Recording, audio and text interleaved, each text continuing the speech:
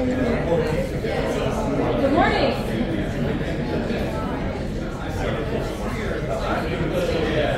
Thank you for attending today's Compass seminar, the 7th installment in this year's special ATM and OCE faculty presentation series. I am delighted to introduce Dr. Ben Kirtman, Professor of Atmospheric Science here at UM's Rosenstiel School of Marine, Atmospheric, and Earth Science. In addition to being my PhD advisor, Ben also serves as the Director of NOAA's Cooperative Institute for Marine and Atmospheric Studies, the Deputy Director of the Frost Institute for Data Science and Computing, and the Director of the IDAS Earth Systems Science Program. A former terrapin in Triton, Ben has dedicated his career to studying the variability and predictability of the climate system across timescales, with contributions worthy of American Meteorological Society Fellow election and Robert D. Sess Distinguished Lecture recognition.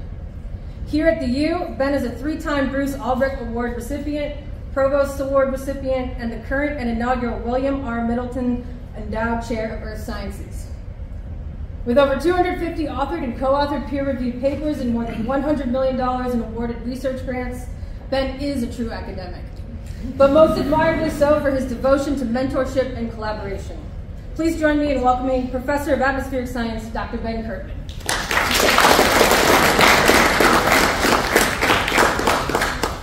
Thank you, Kate. I was assured by Kate that this was a very informal seminar, and so I'm going to give a very informal seminar. So despite Kate's very formal introduction, thank you. This is a very informal seminar, and I'm just going to talk a little bit about some of the, of course my title is outrageously bold, but I am going to talk about some projects that have recently been funded that we're very excited about. So, thanks to the Biden administration, there's this pot of money called the Inflation Reduction Act money, and we're here at UM the recipients of a lot of that money. And so we're pretty excited about all the funding that has come in. So I'm going to talk a little bit about that and try to motivate that. And one thing I wanted to say to some of my students, we were having a conversation last night, yesterday afternoon, and they accused me of being very relaxed and not stressed out. And I didn't know what to say, but I wanted to remind them, since some of them are here in the room, I still get profoundly nervous when I speak. Profoundly nervous. After giving hundreds of talks, I still get profoundly nervous. So don't let my I just get good at hiding it. So don't let my attitude fool you. Okay. And also, if people know me, I can talk about anything for a very long time. So if I don't get through my slides, please, it's fine with me. Interrupt me, whatever. Let's keep it very informal, please. We submitted, a few proposals this recently, and 5 of them hit. Normally when I submit proposals, I feel lucky if 1 hits. So we're really lucky. And this is a really fine example of better lucky than good. I think this is really lucky. So I want to talk about each one of these a little bit. And Emily talked about some of these because she's been working with me on some of these proposals. I want to lower expectations too. This talk is not going to be nearly as interesting as Emily's. But anyways, I'm going to talk about some of the motivations, and I'll show some of the science that supports some of these ideas. The other thing, if I have time, I want to talk about is we have a new model in the NMME that we're running, the North American Multi-Model Ensemble, NMME, that we're running in-house here at the University of Miami, and we sort of lead that project here. It's CESM1, so we've graduated from CCSM4, although it's still being run operationally. And I'll talk more about this picture, but this is just talking about 5-month lead forecasts. It's just showing the PDFs of Nino 3-4 region, 5-month lead warm events. This is showing the PDF, and you're supposed to be impressed by the steady improvement from CCSM3, which was the first model we used in the NMME project back in 2000, when we started in 2009, and then CCSM4, and now CESM1, and then there's a curve on there that's in red, that's supposed to be an estimate of the PDF of medium 3-4 for warm events, and from observations. And without any evidence, I argue that it looks more like CESM1 than it does the other two. In fact, when you go from one model to the next, it improves. So I'm going to show some things that aren't improvements too, but we're quite optimistic about this new system. The first project I want to talk about is, I'm really excited about this work because it, in many ways, it gets back to my original roots of the science I really love, and that's ENSO Predictability. And it's in collaboration with Sarah Larson, who happens to be visiting also. And it's the seeds of this project were to really ask the fundamental question: is there coupled instability in the tropical Pacific? When you take a class on El Nino, you spend a half the class building up to this point that there's coupled air-sea interactions that are unstable. Coupled instability, and then after when I'm teaching it right now, at the end, halfway through the class, I say, well, we don't even know if there's coupled instability. We're not even sure about that. So it's kind of disappointing. You build up to this, and the community just doesn't even know, are there coupled feedbacks that lead to growth? And so when Sarah did her PhD, she did this really interesting study. We dorked up the model so that it had no El Ninos. Specifically removed El Ninos from this climate model, and so it's actually suppressing air-sea interactions in terms of the momentum in the tropical Pacific. And then you take off that dorked up thing and you start running forecasts. Okay?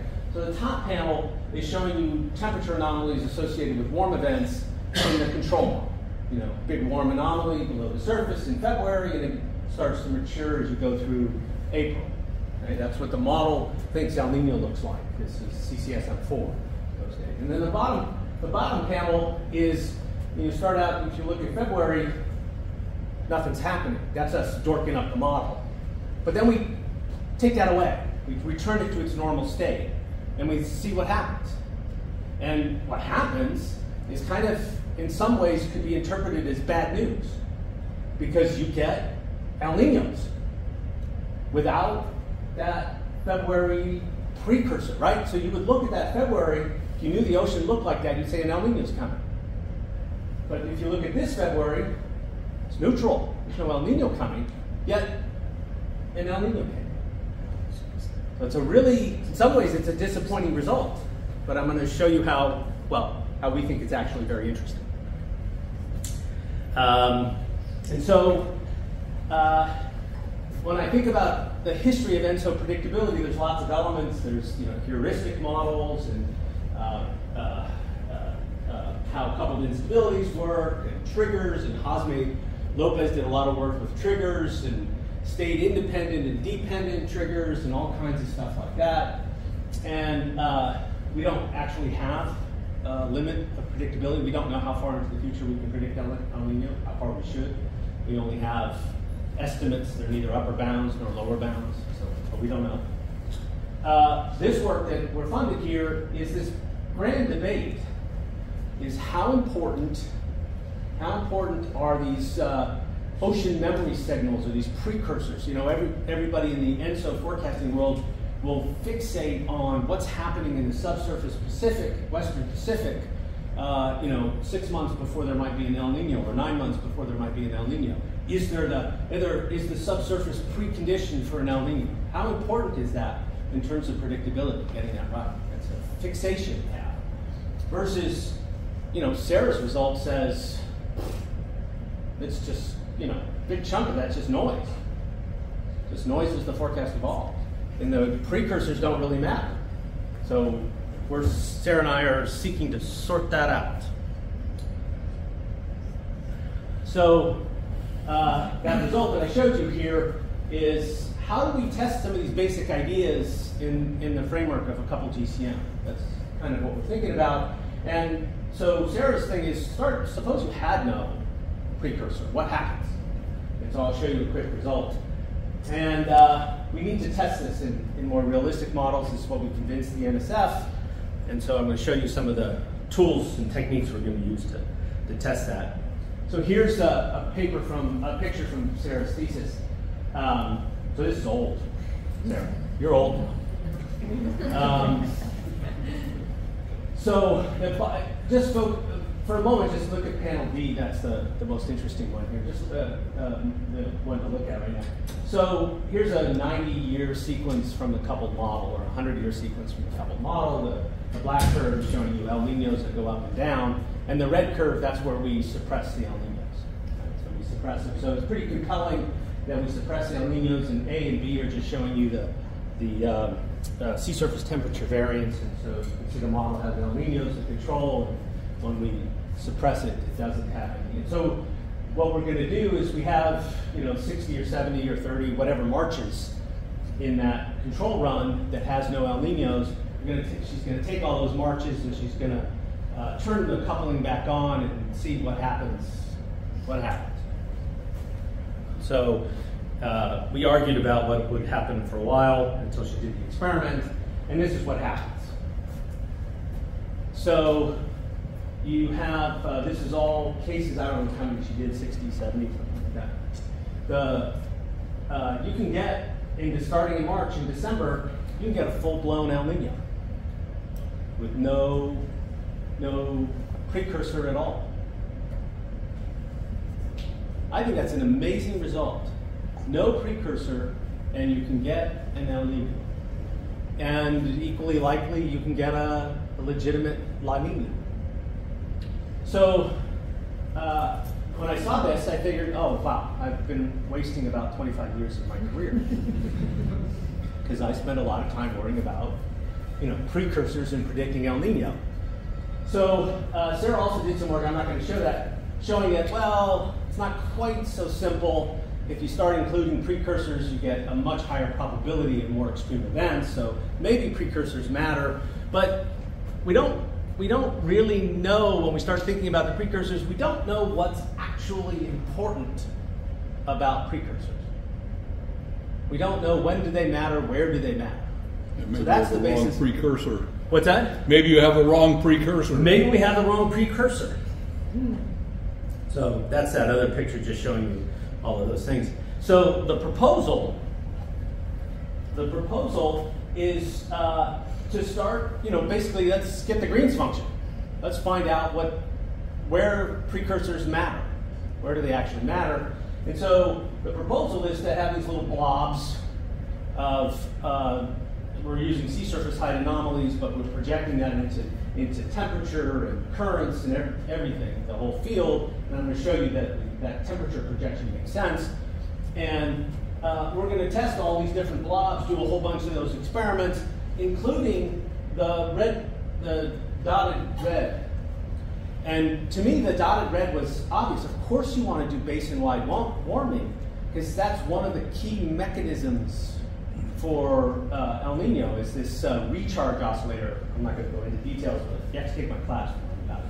If you take my class, I'll tell you about this recharge oscillator. It's sort of a basin-wide signal that's critical for triggering or setting up as a precursor for El Niño. Now, of course, the reviewers slammed us for, Sarah hasn't read the reviews, but they're like, why are you doing the basin-wide thing? And I thought it was just obvious. This idea of being able to just introduce a random perturbation that's dynamically consistent is tricky, right? So I'm just doing it in terms of the sea surface height anomaly, but I have to get currents and solidity and the whole state space. I have to get it to be dynamically consistent. Otherwise, goodness knows what I'm doing. And so this picture is just a demonstration. The top row there going across, that's observations from as a precursor, or actually I think it's the mature state for the 1997-98 El Niño. So sea surface heights, zonal current anomalies, and temperature anomalies from the 1997-98 El Niño event. And then the bottom panel is how I've done this reconstruction, rebuilding that just from the sea surface height. And so I actually think this is kind of cool because it now means I've got a way to do a mapping of model states that the model thinks important from actual observational states. This is now there's the possibility of doing a mapping. So what do I mean by that? What am I getting at? The coupled modes of the model don't look like the coupled modes of nature. They're different.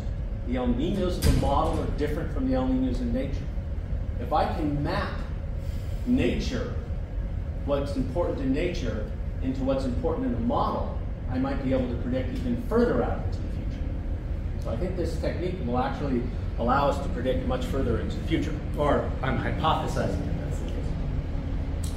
Okay, so that's a big part of the first project is what's important about the precursors. But the other thing is in the title we said, the importance of precursors versus the importance of noise as the forecast evolves. Right? So how do I get at the noise? So we developed a number of years ago this different coupling strategy. It's called the interactive ensemble. If you hang out with me at all, you're forced to have to hear about it. It's something I'm very excited about. And the idea of the interactive ensemble is I can control the amplitude of the noise as the forecast evolves by using ensembling techniques. And so most of the time when you think about ensembles, you have a bunch of coupled models and you average the results together at the end.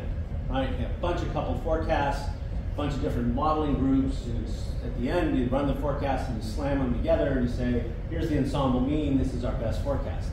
This interactive ensemble, the keyword is interactive. So I'm pulling that ensemble averaging into the system as the forecast evolves. So at each moment in time that the model's marching forward, I'm using multiple atmospheric states. I'm averaging them together so that I reduce the noise as the forecast evolves.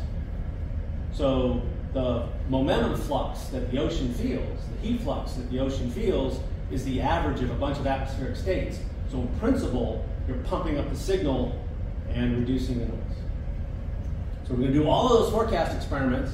So lots of student opportunities here. We're going to do all those forecast experiments all over again that Sarah did, but now we're going to do them with much reduced noise. Okay, so that's the first project. And it's a long project. It's 4 years, which by definition means we get a no-cost extension, so it's a 5-year project. So we go for a long time. The other project is with Brian McNulty, who's here, I think I saw him, and Brian Soden. And then that's this is directly funded by this Inflation Reduction Act monies that Kamala Harris came and talked about. She didn't talk about this proposal like she had, but that's she was talking hundreds of millions, but a little drop in the bucket, that's our part. This is to do coastal flood prediction. There's this really interesting thing. Looking out, 6, 9 months, or even a year, maybe even a couple years out into the future, the flood risk on the West Coast is intimately connected to El Nino.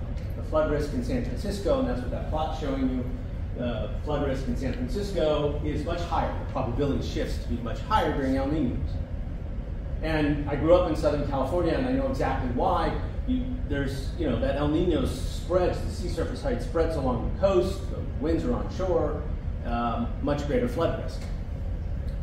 But why would that be the case in Norfolk? A few months later, why would that be the case in Norfolk? There's no signal that's traveling in the ocean sea surface heights to the Atlantic from the Pacific, from El Nino. And so that's just, we think, that's just the prevailing winds. That's actually a teleconnection from ENSO. ENSO is forcing a shift in the winds winds become more onshore, flood risk increases, independent of any sea surface height signal. So the picture's kind of like this. This is sea surface heights. This is the 1998, 97, 98 El Nino. This is sea surface height on the left. So you can see there's this clear signal that spreads along the coast of California. It spreads along the coast. The sea surface heights are high. And then, you know, maybe there's a sea surface height signal in Norfolk, and maybe there isn't. It's not clear. I don't know. This picture is also showing you the low-level winds. Right? These are low-level winds and wind anomalies that are associated with El Nino. And the arrows are indicating the direction of the wind. So purple is more westerly, and red colors are more easterly.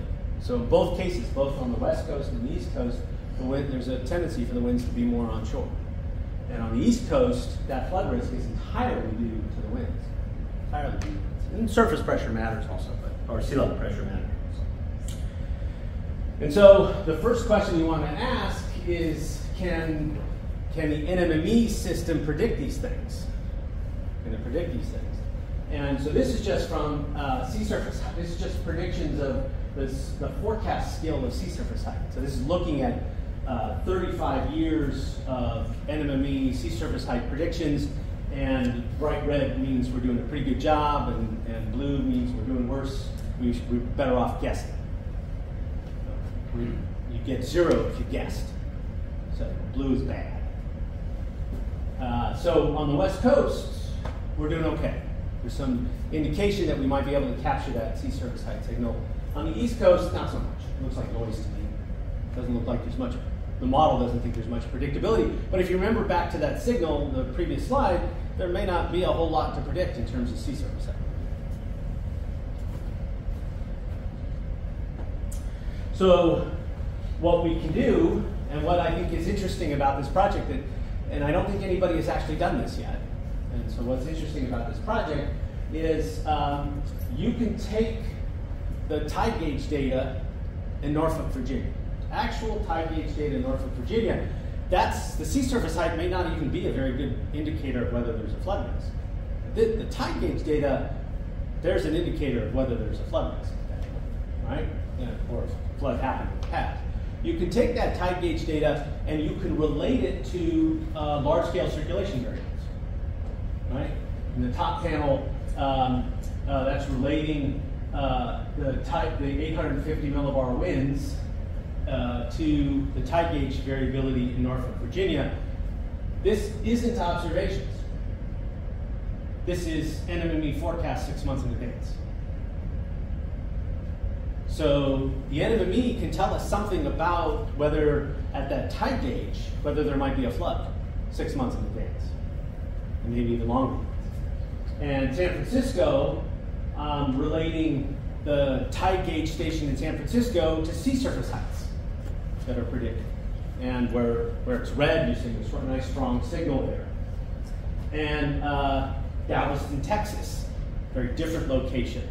This is, I think I'm looking at sea level pressure there in Galveston, Texas. So there's ENSO signals in the NMME that it's predicting reasonably well that we can use to predict coastal flood risk at tide gauge stations.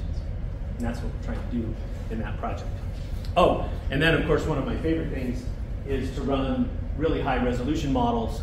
This picture is looking at the relationship between current speeds. This is a correlation between current speeds and Virginia Key tide gauge station variability. So where it's negatively correlated, the model is telling you, this is model data, these are forecasts run at 10-kilometer resolution in the ocean, sort of an NMME-like set of predictions. 10 kilometers in the ocean, and it's showing you the relationship between that tide gauge and the NMME forecast. So it's showing you really strong relationship between what the model thinks the current's doing and what the tide gauge flooding. Okay, the next project, this is a project with Sam Kramer and Kayla Isang Cowan. And this is we've actually, Samantha and I have been talking for a number of years about how to make better fire weather risk forecasts. The fire weather community has this hot, windy, dry index. index. So when it's simultaneously dry, hot, and windy, they think their fire risk is really high. And so this is from their plot, and so this is based on ENSO forecasts and analysis. So they look at 6-day, 1 week, or maybe out to 10-day forecasts of this hot, windy, dry index. It's hard to think about deploying resources on those timescales. So they're worried about this. Okay, when we're fighting this fire, the fire might bloom or get bigger, and we've got to worry about this hot, windy, dry index. But if you want to think about redeploying resources, or maybe you need to think about an area that the fire risk is really, really bad, and as Trump says, you need to rake the forest.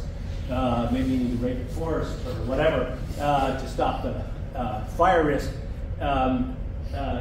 It's hard to think, beyond 10 days because you don't have any information. And so what this project is focusing on is, can we take those NMME forecasts and another project called SubX, which also looks at weeks 3 and 4, can we use that kind of data to make forecasts of this hot, windy, dry index further out into the future? And so to help motivate the proposal, I did a small calculation. My hometown is Santa Barbara, California. I grew up there. Yeah, I have to confess, it was really tough growing up in Paradise. Very tough life.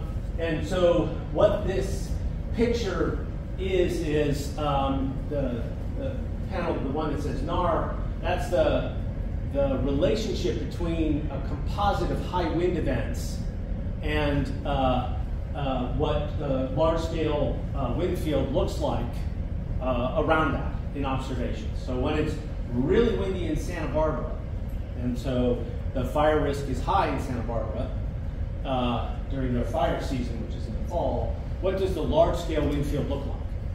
So that's just taking one grid point and relating it to everything around it. So it could have turned out really bad. It could have turned out that high wind events in Santa Barbara were completely, just that grid point going up and down. It could have been just a bullseye. But it's not. It's embedded in a large-scale circulation feature. What that says to us is, this is happening, can I predict that 2-3 weeks in advance, 3 or 4 weeks in advance? If I could predict that, that might be useful to one of our collaborators, this guy named Brian Potter, who thinks about how to fight fires. That might be useful to him. He might be able to redeploy resources to think about, okay, yeah, we got to go into the mountains in Santa Barbara because the fire risk is higher. So this plot, the other plot, is can the week 3 forecasts, week 3, 4 forecasts from our models capture that large-scale wind field? Can it predict it?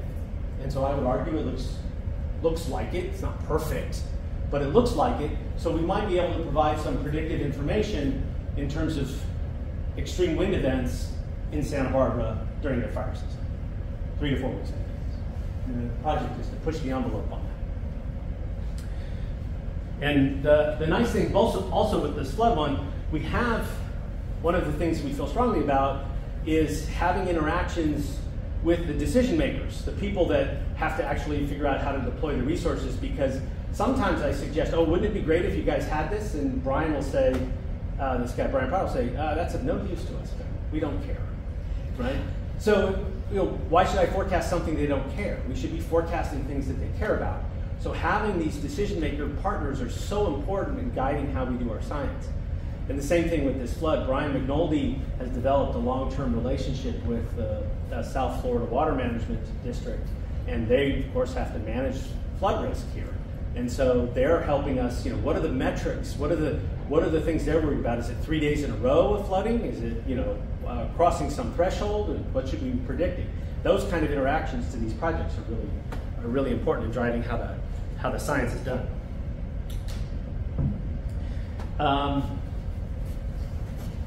So one of the other things I've been really interested in is understanding lately how changes in North Atlantic subtropical high influences Southeast U.S. rainfall variability. And the reason, one of the reasons I'm really interested in that is if you look at our climate projections and our climate forecasts, the largest error by far on the globe in all of these forecasts is precipitation in the southeast U.S. Summer season. Horrible. You're better off guessing by far. If you trust the model forecast, you're going to be, in fact, you might just take the opposite of the model forecast, you might be okay. Right? Okay? But models are doing something profoundly wrong. Profoundly wrong. So I like to pick problems that things are really bad because it's easy to make some small improvement, right? You know, if you pick something pretty good, then it's hard to do anything. So remember that for when you're thinking about PhD problems. Pick something really bad. The models are really bad. So we're really interested in how the NASH is affecting rainfall on sort of decadal kind of multi-year to decadal timescales. And so again, IRA money, the Inflation Reduction Act money, to try to figure out how do you take these multi-year decadal kind of information, initialized forecasts, and how do you use that to inform a projection? And how do we sort of do that?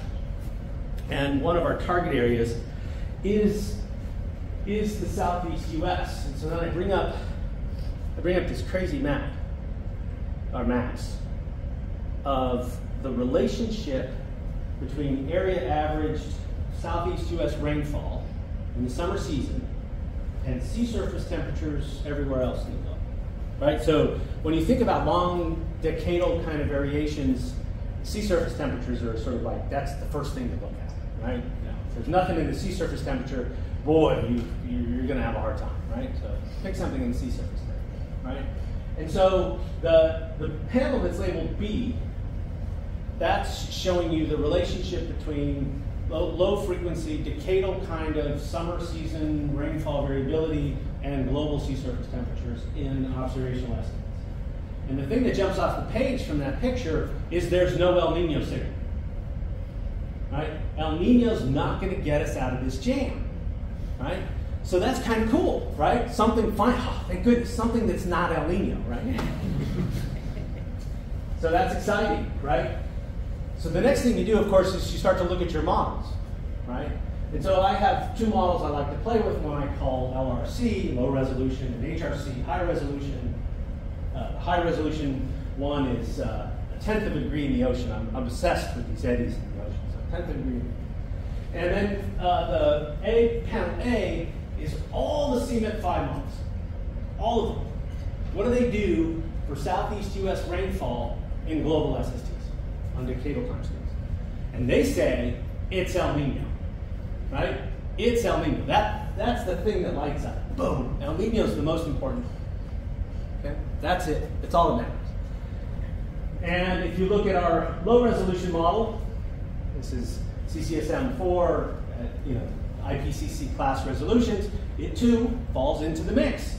Only thing that matters really is El Nino, right? So you can see why people might be fixated on El Nino, despite the fact that the observation says, it's not there. Observational estimates say it's not there. And then if you take our high resolution model, our model that has, resolves to some degree anyways, oceanographers would, I say it's high resolution, it captures ocean eddies. Hardcore oceanographers would go, no, Ben, it does better, but it's still, 10 kilometers when you start to get it 30 degrees north is 40 degrees north is not really eddy resolved, but it's better. At any rate, that's the same picture from this high resolution model. And the big deal difference that I want to make is the relationships are fixated in the high resolution model in the Atlantic. It's the Atlantic that's most important in the high resolution model. So it's what's happening is things with the NASH, this North American subtropical high, things with the NASH, this is sort of our picture of what happens. These are changes in the 850 millibar geopotential height.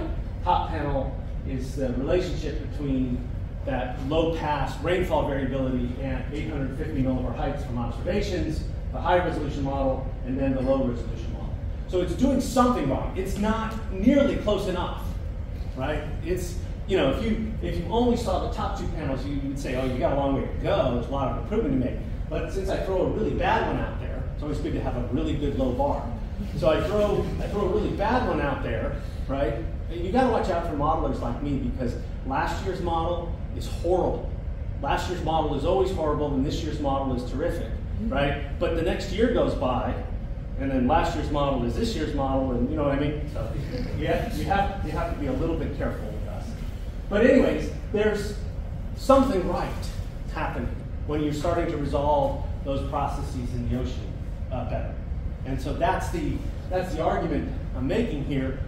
I know I'm down, but we're doing a whole lot better job of really focusing on the Atlantic being important for what's happening. And so this project is really trying to take advantage of some of these things. And of course, it's with Emily and one of my former students who's now an endowed chair at the University of Oklahoma, Kathy Pichon. And Kathy likes to have a lot of fun with machine learning. And so we're going to have a lot of fun with machine learning as part of this project too. Okay, last project. This one, we have a funding letter, but the money's supposed to arrive on January 1st, and in about 40 some odd days, maybe a little bit less, I think the government's going to have a problem. So fingers are crossed that something good will happen, but I do think there are some vagaries, even though we do have an award letter, whether this money is going to arrive when it's supposed to arrive. This is a big project. There's a lot of moving parts. There's, I don't know, how many PIs on it? 15 different PIs. We're the lead. The University of Miami is the lead of the project. We have PIs from NCAR and PIs from Colorado State, and PIs from Florida International University. It's a huge project. And it's, what I'm really excited about is NOAA is, and you hear announcements about having charrettes and town halls to think about what a NOAA climate services should look like. Right? There's a National Weather Service. Everybody knows what that is. But NOAA's thinking there should be a National Climate Service. What does that look like? And so this project, the program manager said he's decided to fund these two incredibly flawed proposals. So the proposal we wrote is really focused on trying to build a scientific underpinning of what a climate service would look like. How do you constrain those IPCC models so people can use them to make a decision? This is really what we're thinking about. But we weren't very good on the operational, making that operational. Obviously, what do I know about it? Nothing, right? We don't know how to make things operational.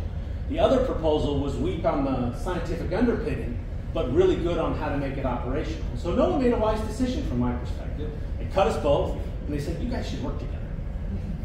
You guys should work together. So we're working together to develop, start to develop a national climate service. What's that look like? What needs to be done? And so this is a figure, a chart, I don't know what to call it, from the IPCC report, thinking about what national climate services should look like all around the world. What are they supposed to be? And they have all these quadrants and interesting, choice of words. And so that bottom right quadrant is people making money off climate services, and that upper right quadrant is kind of where we're targeting is expert analysis, how to use climate projections. And this is a hard problem. There's on the order of 100 different models. Here's the team. I didn't have to ask you. There's the team. How do you constrain those IPCC projections? And after you've come up with a way of constraining them, how do you determine that constraint makes sense for a future projection? Right? We don't know the future. Thank goodness, yes. We don't know the future. So how do I convince people, how do we convince people that this constraint that we've developed makes sense for a projection of the future? That's a really, really hard problem. Really hard problem. So we sort of brain farted some ideas in 20 pages of a proposal, which was largely trust us, we'll do something interesting. We'll try to figure this out. How do you constrain, not only how do you constrain those projections, but then how do you evaluate that constraint makes sense? determining the constraints, that's based on decisions people have to make. So this particular plot is just saying, okay, if I need to constrain forecasts for South Florida, this is some of the important things, some of the important physical processes happen. The B panel is a rainfall estimate for that region of Florida, and how is it related to El Nino and temperatures and rainfall everywhere else and all that kind of stuff. If getting those processes right is what's important to you, then we should only choose models that do a good job of that. And so this work of just selecting the models that do a good job of those relationships, I've highlighted a couple of different, so the ones that are highlighted is where I do no subselection compared to the models where I do subset models. You get a profoundly different projection. Profoundly different. So subsetting on models that do a good job of that relationship, say sometime in the mid-century or long term, it's going to be really, really dry. Really, really dry. And that means the $30 billion we're investing right now in the Everglades restoration is a complete waste of money. 30 billion, complete waste. If that projection turns out to be right, we've done our constraining correctly. We've already wasted $30 billion.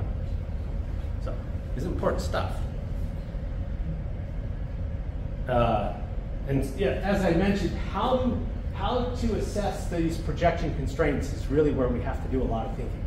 And how do they make sense? That one that I just showed you, if that's right, and if we can trust those projections in the future, that's going to make you totally rethink a lot of things. If it's right. Okay.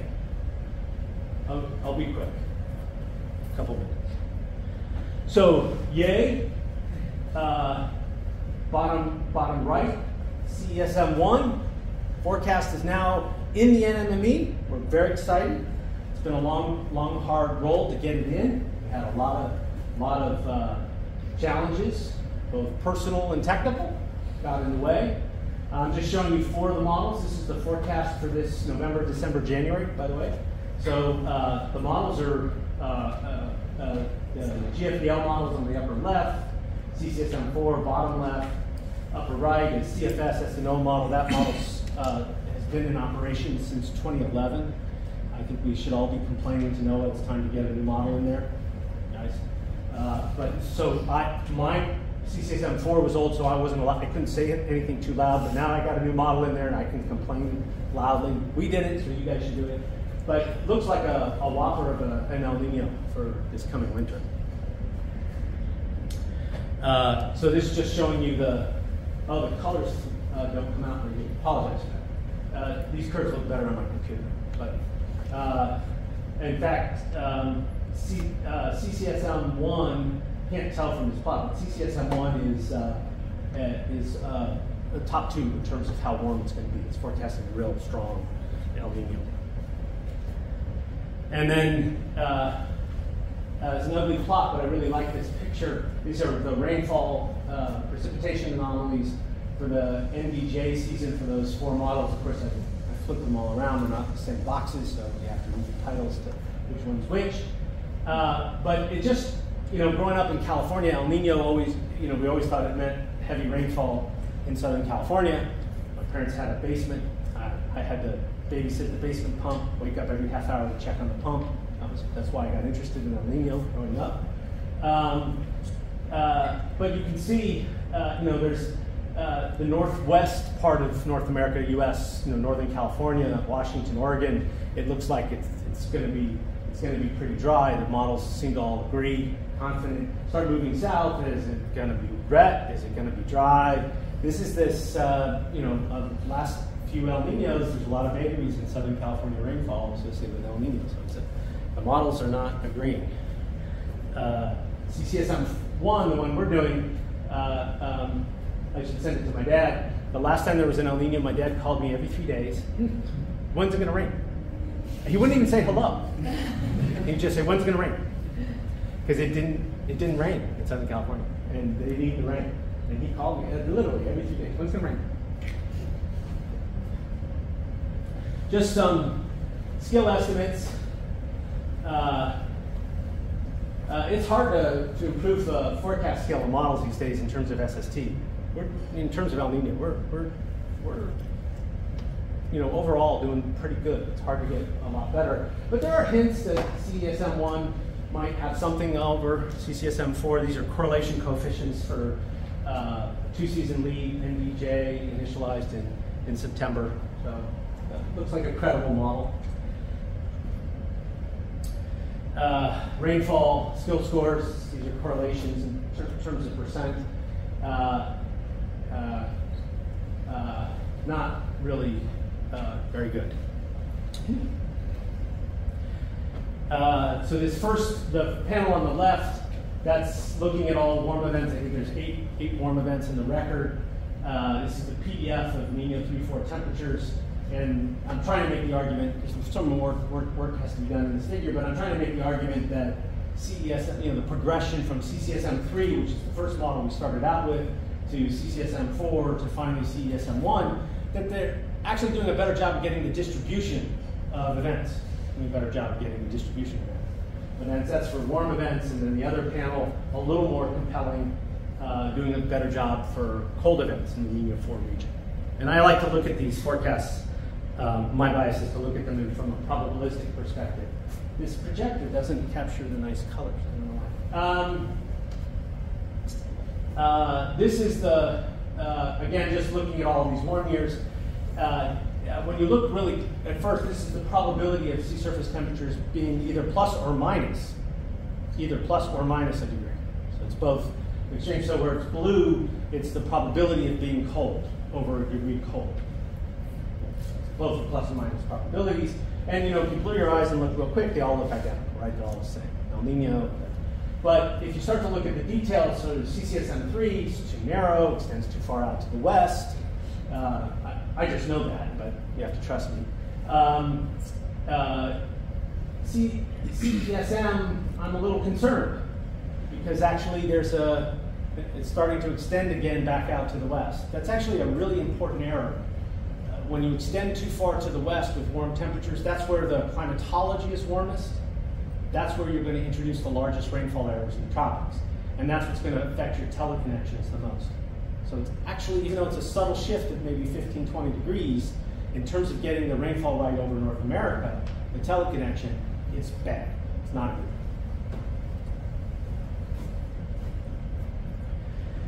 And then I think it's the last picture on the show. This is, I just figured out how to make this just the other day, and so I confess it's not been reviewed by any other. Emily and I talked about it, so I'm still thinking about whether this makes sense. But I calculated the probability of errors, just calculate the error distribution, and I just made a plot here of the difference in probabilities of small errors. So where it's purple, right, this is probabilities in the middle tercile of errors. So where it's purple, that says that CESM has a higher probability of small errors, and by definition, has a larger probability, has a smaller probability of large errors, because these things have to integrate out to the model. So where it's purple, the model's, through the whole distribution, the model's doing better. The distribution of errors. And so, not terribly surprised, CESM is quite a bit better than CCSM3. Some pretty notable improvements. A lot of purple there, pretty good. A little bit better than CCSM4, the tropical Pacific, the Pacific sector and the Indian Ocean. A little bit better. It doesn't quite jump off the page as much as CCSM3, no surprise there. CCSM4 is a decent model. The thing that's most interesting is the Atlantic. Got considerably worse in the Atlantic. So there are some things that are better, and some things are worse. And so I think actually this is a good figure to argue maybe we shouldn't turn off CCSM4 so quickly. Maybe we'll keep that in the mix sometime. And yeah, that's it.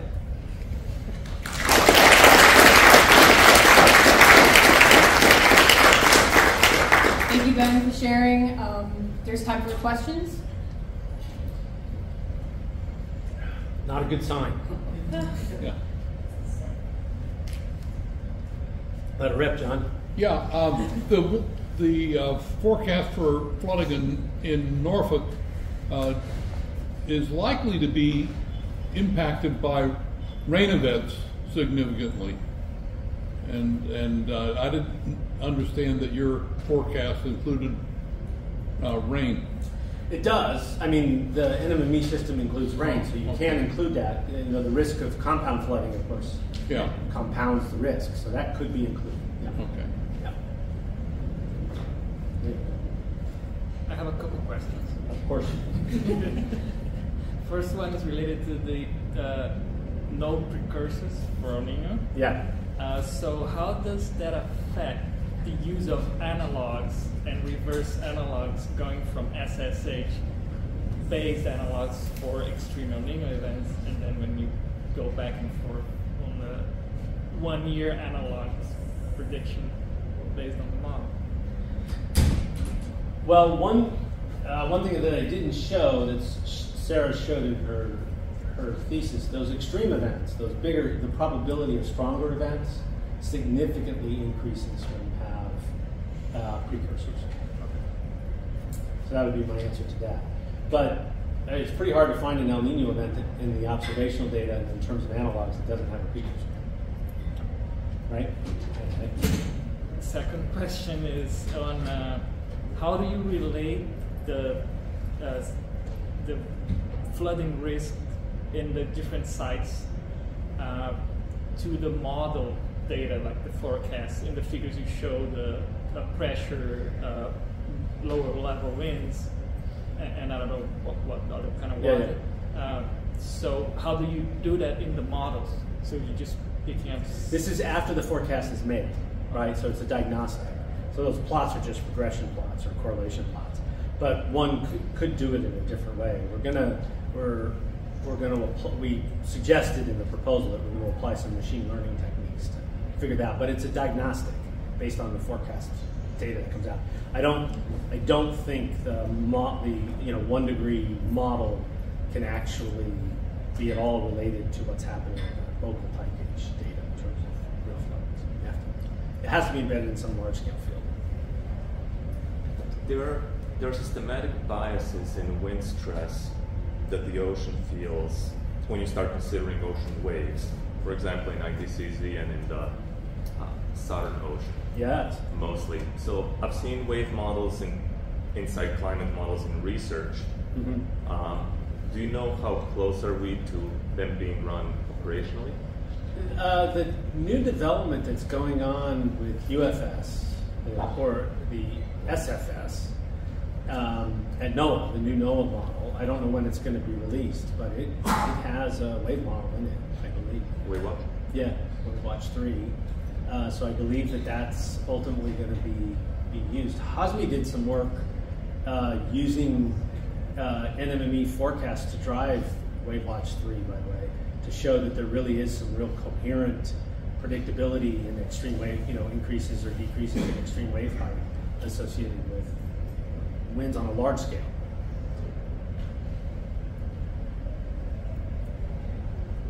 Kita? A question about the rainfall over Florida and why.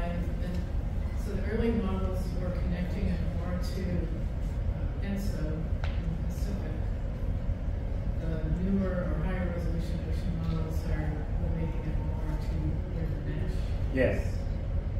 I'm trying to put those pieces together in my mind. Like why the teleconnections to the ocean.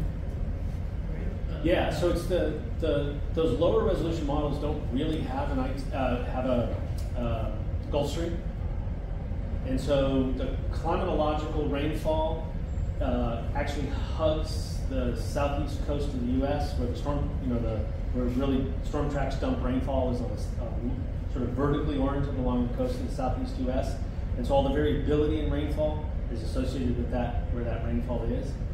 And so it's having a very different effect on how that rainfall interacts with the Nash and how that ultimately then leads to an upstream response. the high resolution model is you actually resolve the Gulf Stream. The rainfall sits horizontally straight at the Gulf, on the Gulf Stream front. It rains where it's supposed to rain. And so the rainfall variability is there. And how that interacts with the NASH is very different. So it's actually that the variability is superimposed on a much more realistic climate. Does that help? At low frequency. At low frequencies, thank you. At low frequencies. But I think it's also, I just think, honestly, I don't know. I would hypothesize that it's also true on I think, seasonal and subseasonal times. yeah, we need to dig. We need to check that. Claire. Yes, I just have a quick question. Can you elaborate a little bit on the restoration of the Everglades? Because it seems to me that if you restore the Everglades, it may have a feedback on climate as well. It could. It could. Now, I reviewed some of these. The National Academy of Sciences every 2 years reviews the Everglades restoration effort. It's a very comprehensive review. I was part of the review team 1 year. And the biggest criticism they get is that they assume a stationary climate in their review. And so it's critically dependent on the rainfall over Lake Okeechobee remaining the same to control the flow of fresh water through the whole path. So yes, if you desertify the Everglades, it would have a big feedback. If you restore it, it might have a feedback. But it's critically dependent on how much fresh water is coming out of Lake Okeechobee, and also how much saltwater intrusion is coming from the south. But the big dog is Lake Okeechobee. If the rainfall at the middle of the century goes up by 10% over Lake Okeechobee, great, we're all set.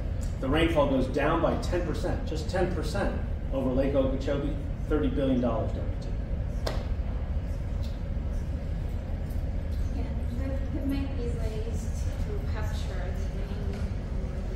Well, you might have to build but they're not even thinking about that.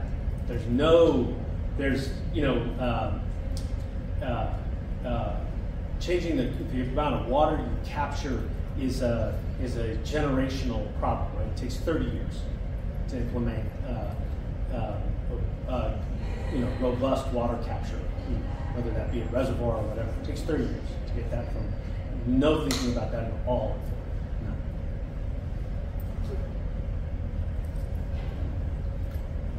I just wanted to clarify, so the Everglades, the model predicts that it will be drier. Is it because that's the tropical high is moving over Florida? Oh yeah, we haven't. That's really important. It's a great question. So for someone to believe that change, so one projection says the rainfall is going to stay about the same. Maybe be wet.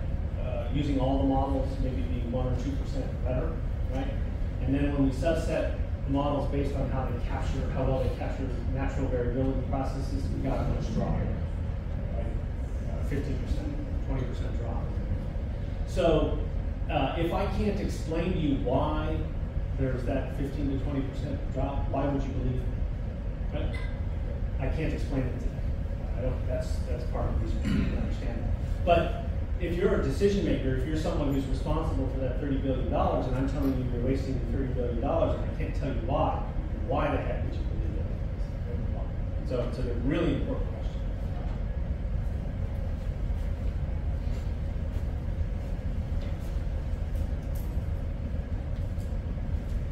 All right, thank you everyone for